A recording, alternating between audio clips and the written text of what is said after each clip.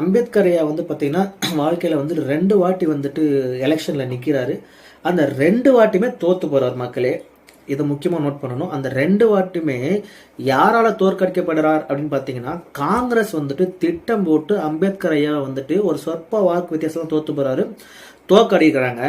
So இது ரெண்டுமே வந்துட்டு பாம்பேல நடக்குது. மகாராஷ்டிராவில் நடந்த 2 தேர்தலுமே வந்துட்டு ஒரு எம்பிக்கு போட்டிடுறாரு. ஃபர்ஸ்ட் வந்துட்டு டைரக்டாக வந்துட்டு எலெக்ஷன் நிற்கிறாரு, தோத்து போறாரு. அதுக்கப்புறம் ஒரு பை எலெக்ஷன் நிற்கிறாரு, அதுக்கும் தோத்து போறாரு.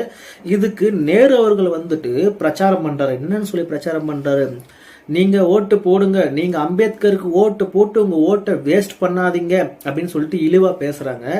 திட்டம் போட்டு வந்து பாத்தீங்கன்னா இங்க காமராஜரை தோக்கடிச்ச மாதிரி அங்க வந்து பாத்தீங்கன்னா அம்பேத்கரே தோக்கடிச்சிருக்காங்க. ஸோ அப்படியே காமராஜரையே தோக்கடிச்ச நாடு தான் தமிழ்நாடு அப்படின்னு சொல்றோம்ல, அதே மாதிரி அம்பேத்கரையே தோக்கடிச்சவங்க தான் வந்துட்டு காங்கிரஸ்காரங்க. ஸோ இதுக்கு ஒன்றும் விதிவிலக்கு கிடையாது. ஆனா